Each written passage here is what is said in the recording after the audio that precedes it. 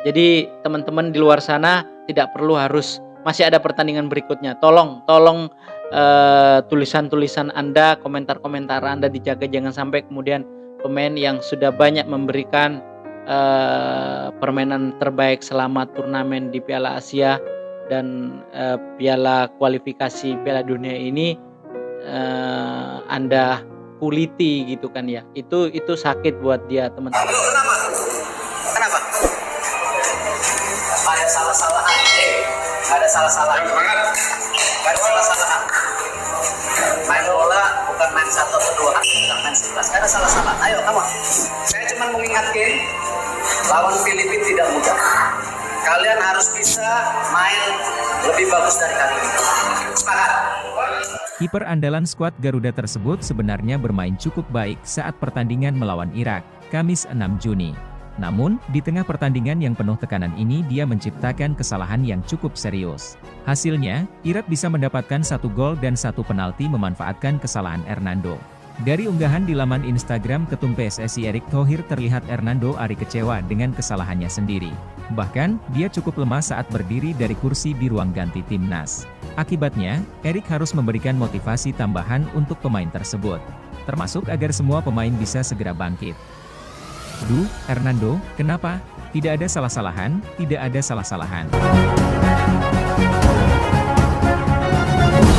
Main bola bukan 1 atau 2 orang, kita main bersebelas.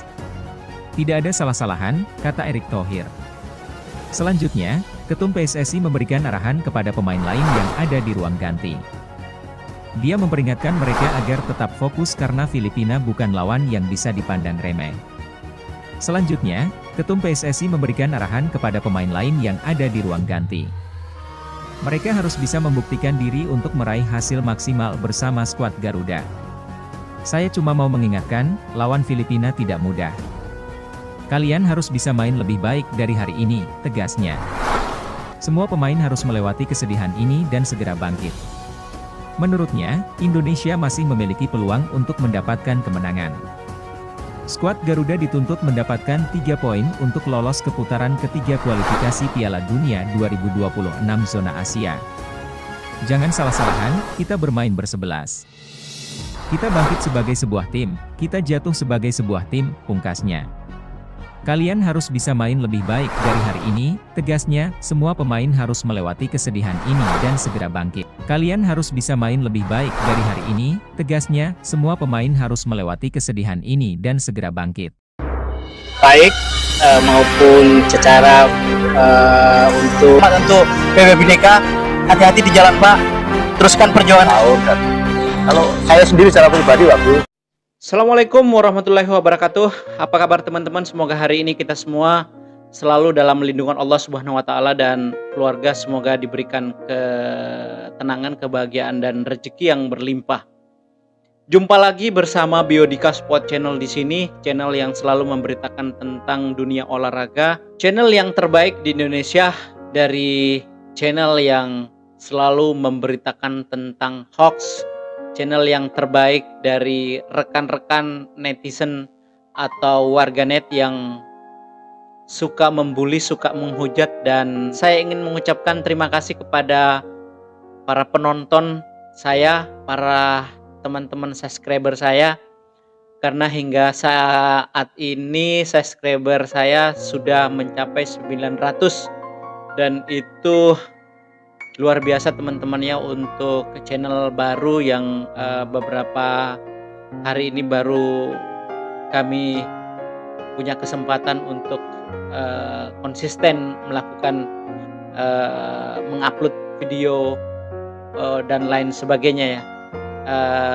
Dan alhasil atas apa yang dilakukan oleh teman-teman di luar sana ini mampu memberikan semangat kepada saya pribadi untuk selalu terus bikin konten. Semoga channel ini mampu kemudian bertahan di antara channel-channel yang sudah berkembang teman-teman, dan artinya itu Anda telah berbuat banyak hal untuk saya, dan oleh karena itu saya patut untuk berterima kasih sebanyak-banyaknya. Begitu teman-teman. Tentu hari ini kita akan kembali membahas tentang dunia sepak bola, di mana kemarin kita sudah tahu semua di kualifikasi Piala Asia, kualifikasi Piala Dunia di zona Asia ini, Indonesia pada akhirnya tumbang di tangan Irak 0-2 teman-teman. Dan saya akan mengulasnya nanti, apa yang penting harus kita ketahui sebagai pengamat, lalu apa yang penting untuk juga kita ketahui sebagai pecinta timnas Indonesia, dan sekaligus mungkin apa yang harus kita lakukan untuk sebagai orang yang berkegiatan di media sosial begitu. Dan terkait dengan pertandingan kemarin teman-teman, saya ingin mengucapkan selamat yang pertama kepada tim Irak, karena tim Irak ini mampu memberikan tamparan baik untuk timnas Indonesia teman-teman. Irak adalah salah satu tim terbaik di Asia, dan Irak kita tidak bisa pungkiri teman-teman bahwasanya Irak ini adalah mantan juara Piala Asia juga, dan Irak adalah salah satu kontestan di Piala Dunia. Irak akhirnya mampu memberikan perlawanan dan mampu lepas dari tekanan-tekanan timnas Indonesia di babak awal begitu teman-teman.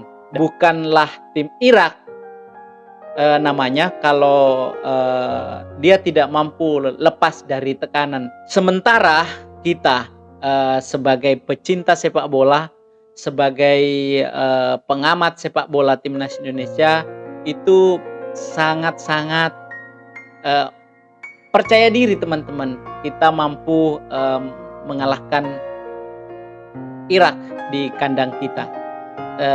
Sementara di berbagai pertandingan resmi yang kita lakukan lawan Irak begitu, sama sekali sejujurnya secara di atas kertas kita tidak pernah bisa melampaui kemenangan yang dilakukan Irak terhadap Indonesia, dan itu sebetulnya bisa dijadikan tolak ukur bahwasanya Irak ini harus diwaspadai. Irak ini adalah tim yang selalu menyulitkan Indonesia di dalam setiap pertandingan resminya begitu teman-teman. Itu yang tidak banyak kita pikirkan sebelum pertandingan teman-teman.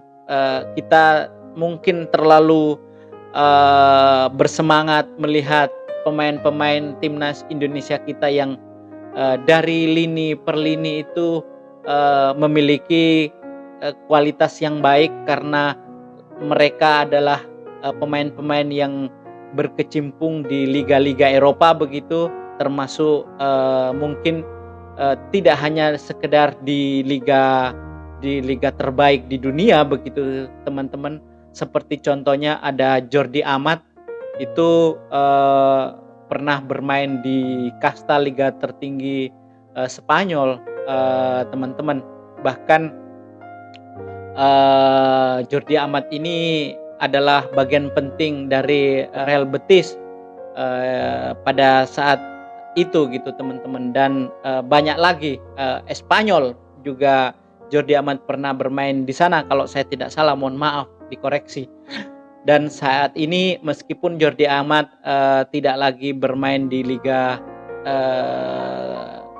Spanyol, di La Liga begitu, tetapi nama baik Jordi Amat ini begitu sangat membuat kita merasa yakin teman-teman kita akan memberikan perlawanan yang terbaik terhadap Irak begitu. Belum lagi ditambah dengan Tom Hai, kemudian juga ada Regnar, lalu kemudian juga ada Justin Hubner juga bermain di liga Eropa begitu, ada Nathan dan sebagainya teman-teman. Skuad yang glamor itu betul-betul membutakan mata kita sebetulnya untuk memperhitungkan betapa hebatnya Irak di setiap pertandingannya ketika melawan Indonesia begitu teman-teman. Baik, kita masuk ke pertandingannya. Dan kita tahu pertandingan Indonesia melawan Irak kemarin di babak pertama ya memang saya katakan tadi di awal begitu luar biasa, dan Indonesia sebetulnya bermain bagus teman-teman. Indonesia sangat bermain bagus dan luar biasa. Umpan-umpan yang dilakukan oleh Tom Haye betul-betul mampu mengagetkan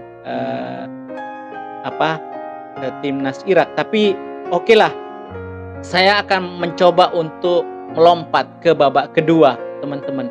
Dan disitulah sebetulnya Irak menyadari betapa timnas Indonesia ini banyak perubahan, dan kalau misalnya pelatih dari Irak ini tidak melakukan banyak perubahan begitu, kemungkinan besarnya nanti dia akan kecolongan gol teman-teman. Dan pada akhirnya pelatih dari Irak memanfaatkan atau mencoba untuk memberikan warna baru dengan memasukkan beberapa pemain-pemain muda, termasuk pemain Ali Jasem teman-teman, yang juga menjadi momok buat timnas Indonesia pada di Piala Asia di bawah umur kemarin begitu kan. Dan ini kemudian bisa secara perlahan Irak mampu keluar dari tekanan dan justru berbalik memberikan tekanan terhadap Indonesia. Dan saya tidak tahu karena bermain di sore hari dengan suhu cuaca yang 34 mungkin ya teman-teman. Tapi harus diingat bahwa negara Timur Tengah itu teman-teman memiliki wilayah yang mungkin boleh dikatakan 60 sampai 70% itu adalah padang pasir begitu teman-teman. Tentu terbukti di pertandingan kemarin sama sekali Irak tidak terlalu terpengaruh banyak dengan cuaca yang ada di Indonesia begitu. Bahkan justru pemain kita yang mayoritas 9 dari 11 pemain itu adalah pemain yang bermain di Eropa dan berdomisili di Eropa teman-teman, justru berbalik sebetulnya menjadi bumerang buat kita. Mereka sangat kepayahan saya lihat, seperti Tom Haye menggeleng-gelengkan kepala, keringat bercucuran teman-teman. Lalu kemudian ada ada Ragnar Orakmangun. Ya itu kita tidak bisa nampikan persoalan-persoalan itu kemarin, sehingga kemudian itu juga barangkali menurut saya yang membuat kita tidak mampu kemudian bisa bertahan di pertandingan babak kedua teman-teman. Ditambah, ini yang terakhir yang ingin saya katakan kepada teman-teman bahwasanya taruhlah kemudian kita tidak bisa mencetak gol meskipun hanya kita bisa bermain bagus saja di pertandingan babak pertama, tapi di pertandingan babak kedua pada akhirnya kita banyak sekali melakukan kesalahan-kesalahan. Apakah kesalahan-kesalahan itu adalah buah karena konsentrasi kita terpecah lantaran memang cuaca yang buruk, atau memang karena kita memang baru bergabung beberapa minggu yang lalu, kemudian ditambah dengan meskipun ada TC kemarin juga itu belum cukup barangkali teman-teman ya untuk menyatukan kita begitu. Nah itu juga dimanfaatkan oleh Indonesia. Lalu ada kejadian yang membuat Indonesia sebetulnya sangat terpukul atas kehilangan Jordi Amat, di mana Jordi Amat ini adalah pemain berpengalaman, meskipun secara kecepatan saya pikir harus dievaluasi juga gitu teman-teman ya, karena berhadapan dengan pemain muda tentu Jordi Amat tidaklah cukup sebetulnya untuk memiliki kecepatan menandingi pemain-pemain Irak, terutama Jasem Ali teman-teman ya. Dan terbukti Justin Hubner juga pernah terkecoh, dan kali ini Jordi Amat pun juga saya katakan di samping ini adalah keputusan yang diambil oleh Jordi Amat tidak tepat, tapi kita tidak bisa pungkiri Jasem juga adalah pemain yang sangat cerdik, lalu kemudian dengan kecepatannya mendorong jauh bola, lalu kemudian badannya pada akhirnya terjadi kontak fisik dengan Jordi Amat begitu kan, dan terlihat sekali Jordi Amat seperti terlambat 1-2 langkah begitu teman-teman. Dan disitulah momen yang paling buruk untuk Indonesia, dan akhirnya langsung Jordi Amat diberikan kartu merah teman-teman.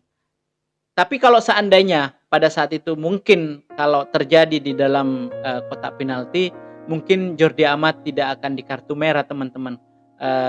Hanya saja mungkin pasti bukan mungkin ya, tapi pasti pelatih akan menunjuk tendangan penalti setelah itu gitu kan.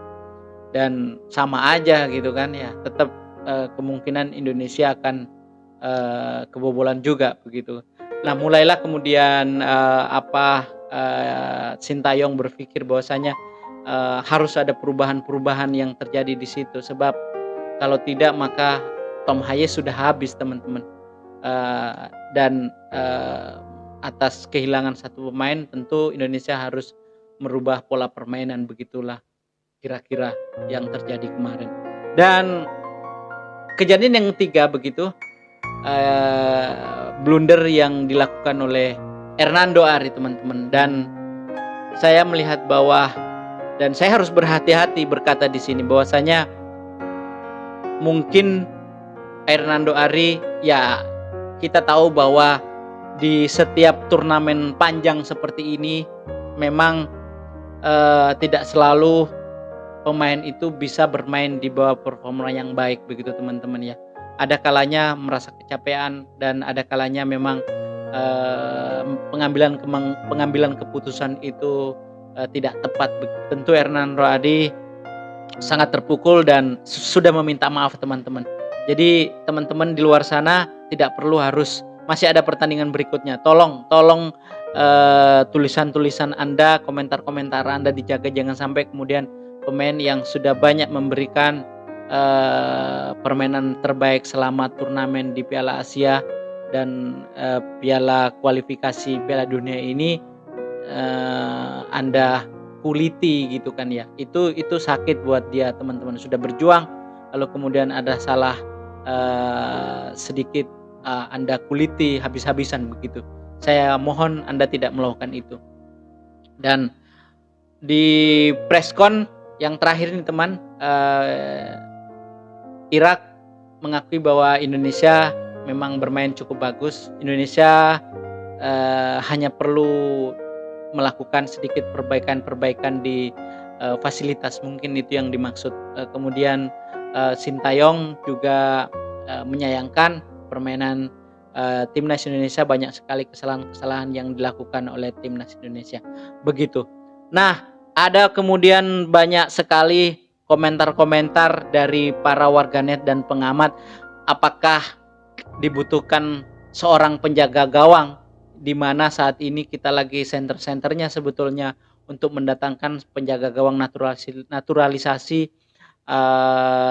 Martin Paes teman-teman yang bermain di Liga Amerika begitu. Apakah itu urgent untuk kemudian didatangkan lebih cepat, karena ternyata Hernando Ari betul-betul memberikan dampak buruk untuk permainan timnas Indonesia kala ini. Mari kita teman-teman berkomentar, mari teman-teman memberikan masukan-masukannya, dan apakah itu masih urgent, apakah itu penting untuk dilakukan, sebab saya merasa bahwasanya masih ada kiper cadangan di situ, masih ada Nadio dan kiper yang juga pernah bermain cukup bagus bersama Indra Safri di Piala AFF kemarin teman-teman. Jadi ini sangat penting sebetulnya. Sekian, assalamualaikum warahmatullahi wabarakatuh.